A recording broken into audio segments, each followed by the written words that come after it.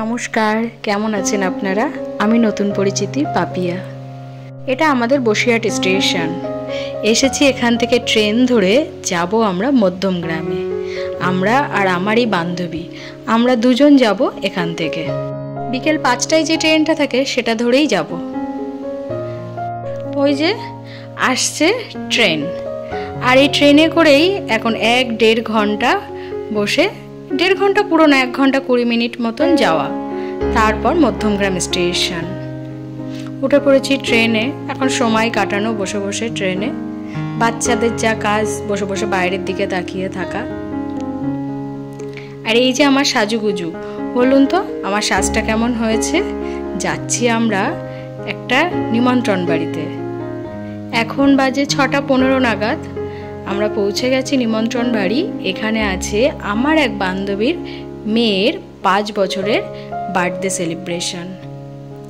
খুব সুন্দর ডেকোরেশন করেছে। আর আমরা যখন এসেছি এত তাড়াতাড়ি এসেছি যে অনুষ্ঠান বাড়িতে কেউ এসে পৌঁছায়নি। আর আমাদের তাড়াতাড়ি আসাও ভালোই হয়েছে, কারণ এখানে এসে আমি একটু মোহরকে খাইয়ে নিলাম। নিজেদেরও একটু সাজগোজের ব্যাপার বাকি থেকে যায়, দূর থেকে এলাম তো, সেগুলো মিটিয়ে নিলাম। এই হলো সানবি, যে বাচ্চাটার বার্থডে। কি মিষ্টি করে তাকিয়ে আছে দেখুন ছবিটিতে। খুব সুন্দর লাগছে সানবিকে, আর খুব মিষ্টি দেখতেও বাচ্চাটাকে, খুব কিউট। ফাঁকা ফাঁকা দেখে আমরা আর কি করব, আমরা একটু ছবি তুলে নিচ্ছি নিজেদের মনের মতন করে। এরপর তো ভিড় হয়ে যাবে, তখন তার ছবি তোলা যাবে না। এই হলো আমার বান্ধবীর শাশুড়ি মা। উনি সত্যি খুব ভালো মানুষ, গল্প শুনেছি, আজ ওনাকে দেখলাম। এসে গেছে বার্থডে গার্ল আর তার মা। কি সুন্দর সেজেছে দেখুন মা মেয়ে, খুব মিষ্টি লাগছে দুজনকে। আর লেহেঙ্গাটাও খুব সুন্দর পরেছে আমার বান্ধবী। আমি আর কি করব, আমরা তাড়াতাড়ি করে ঝটপট করে একটু ছবি তুলে নিলাম, কারণ ও খুব ব্যস্ত, এরপরে আর ওকে পাবো না। এই সেই বান্ধবীর দল আমরা, যারা কিন্তু স্কুল থেকে যখন বাড়িতে আসতাম হই হই করতে করতে আসতাম সাইকেল করে। সবাই বুঝতে পারতো বসিরহাট HMD থেকে একটা টিম যাচ্ছে। গল্প তো অনেক হচ্ছে, এখন একটু খাওয়া দাওয়া করে নিই। সন্ধ্যের টিফিন অনেক রকম আয়োজন আছে, যে যেমন খাবে, ভেজ নন ভেজ সব রকমই আছে। আমার একটু ভেজের দিকটা ভালো লাগে, তো আমি একটু ভেজের দিকটাই বেছে নিলাম। অনেক কিছু করেছে। আগেকার দিনে অনুষ্ঠান বাড়িতে গেলে একটা করে প্লেট ধরিয়ে দিত, কিন্তু এখনকার অনুষ্ঠান বাড়িতে গেলে বেশ নতুন নতুন স্টল দেয়, আর কি খেতেও বেশ ভালো লাগে। আমি একটু মক্কেল খেয়ে নিলাম। এরপর আমি মোহরকে ধরবো, তারপর ওর বাবা খাবে। বাচ্চাকে না সামলালে দুজন একসাথে খাবো কি করে, তাই আমি আগে খেলাম, এরপর মোহরের বাবা সে খেয়ে নিচ্ছে। এইভাবেই আর কি। তা দেখুন আমার মোহর ছন ছন করে এদিক ওদিক ঘুরে বেড়াচ্ছে। আর একজন স্কুল ফ্রেন্ড, এই যে ওর নাম রিমা, আর এই হলো রিমার ছোট্ট মেয়ে। ও আবার 2টো মেয়ের মা। এই সেই বান্ধবীরাই। যখন স্কুল থেকে আমরা ফিরতাম, বৃষ্টি হচ্ছে, হ্যাঁ হচ্ছে তো কি হয়েছে, ছাতাগুলো সব বন্ধ করো আর ভিজতে শুরু করো। আবার বাড়িতে গিয়ে মা বাবা বকবে, কি বলে পিঠ বাঁচানো যায় সেই প্ল্যানটাও আবার ওই সময়ই ঠিক করে নেওয়া হতো। সে এক সুন্দর স্মৃতি।